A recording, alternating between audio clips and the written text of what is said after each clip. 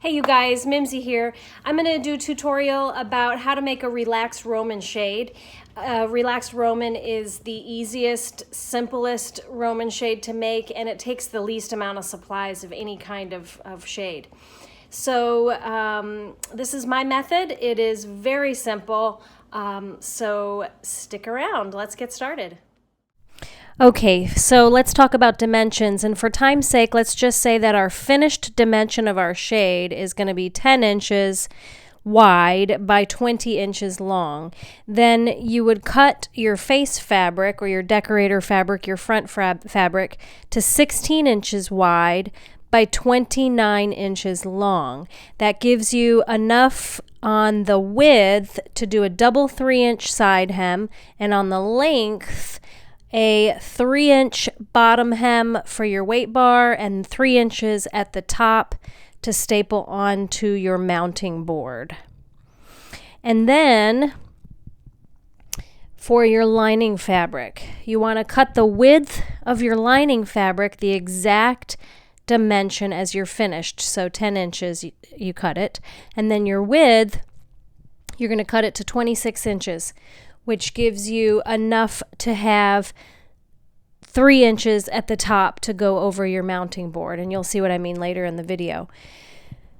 And then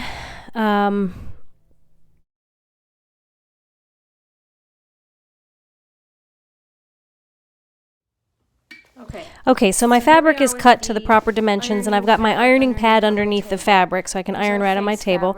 This is the face fabric. It's gray, so hopefully you can see it against my gray ironing fabric.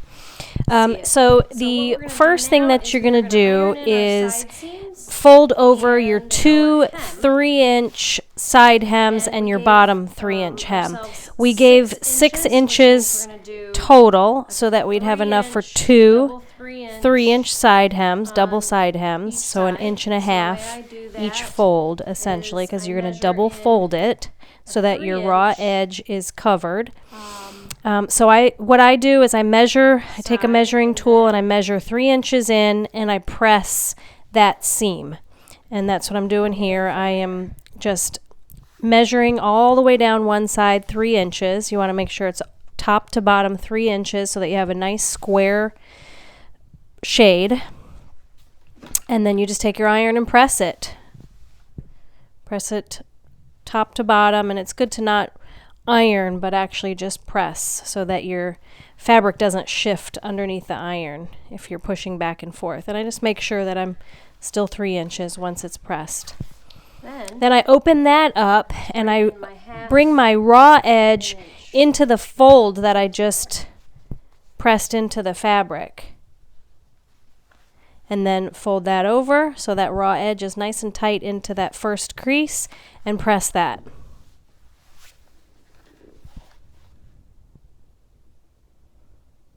And you do that same method on the other side. So fold in 3 inches, measure it top to bottom to make sure you're square. Press that 3-inch fold. Open that up. Bring that raw edge into the crease that you just created. Press that. And there's your two 3-inch double hems, or 1.5-inch double hems. Now you're going to do the same thing on the bottom. Another 3 inches there. This is for your weight bar. So you're going to stitch it right across the top seam, right at the edge, so that your weight bar can slide in there, just like a rod pocket at the top of a drape, but this is at the bottom to hold your weight bar. So I measure across so it's nice and square, press it.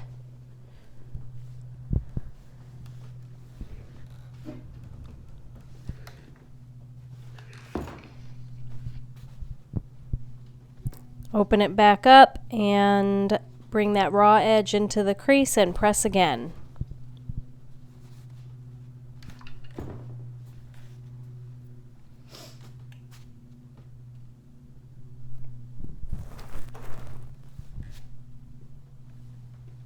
Okay, now we've got the lining already cut.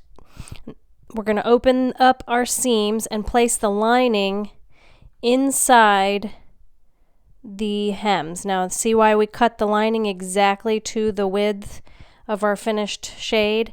It fits nice and neatly right up into those side hems. Fold those sides back over, fold the bottom back over. And now we're ready to secure our seams by either using stitch witchery or sewing up the seams. So you're going to open them back up, and this is the stitch witchery. This is actually not stitch witchery, but this is kind of what it looks like.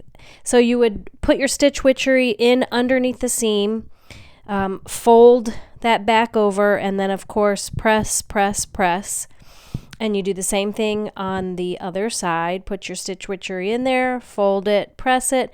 Now the bottom, you can't do that because you have to leave space for the rod pocket. So you would sew across that top edge so that your rod pocket could still fit, or your weight bar could still fit into the rod pocket.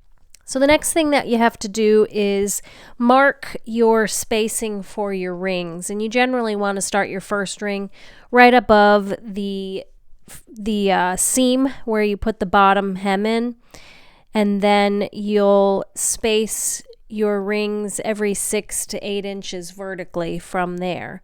So you can see I'm measuring and then marking every 6 inches. That's actually 3 inches, but on a regular shade you want to go between 6 and 8 inches for your vertical spacing, generally not more than 8 inches.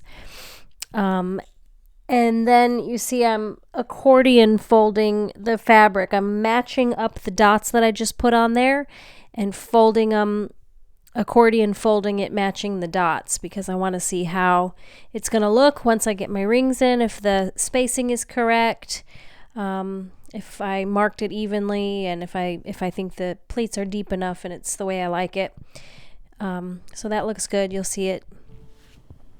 And then this is just a diagram of how you string the lift cord. So you tie the lift cord to the very bottom ring, string it up through the rings into the eye hooks that are mounted in your mounting board and down the side. And you do that on all the rows of rings that you've sewn on to the back of your shade. So this is a shade that I made previously, and this is the weight bar. This is the bottom of the shade where the weight bar is, and you can see I just used a 1x2 because I had it. It's cheap and it works, but they do sell weight bars particularly for Roman shades. You can get them online, but this works. Or you could use a dowel. A dowel works great too. So I'm going to show you some close-up details on this one, on the inside of it, because you couldn't really see on the overhead one.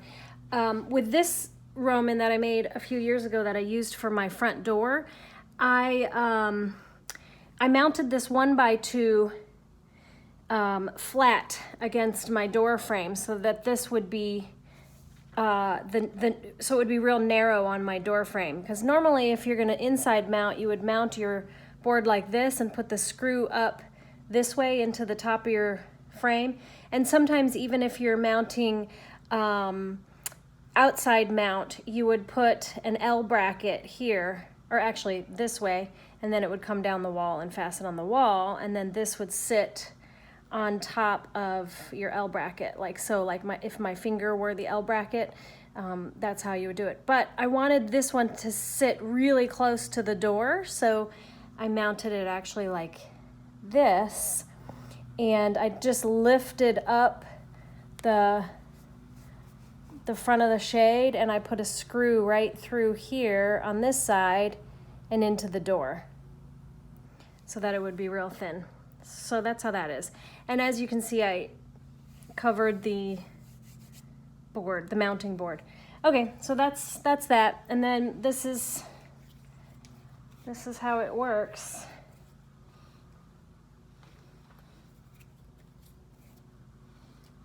So pretty simple. Obviously I didn't pull them all the way to the top, but I would pull them like this.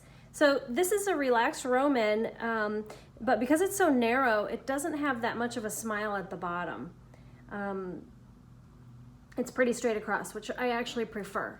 And these are pretty well trained as well, because I had them on my front door for a long time. So that's how that looks. See how nicely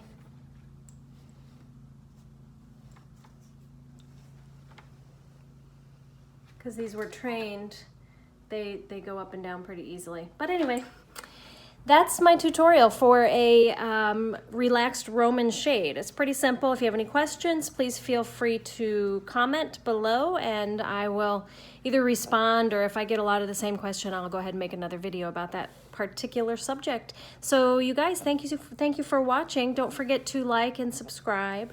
Thanks you guys. Mimsy here at mimsyandcompany.com. Thanks. See you next time. Bye.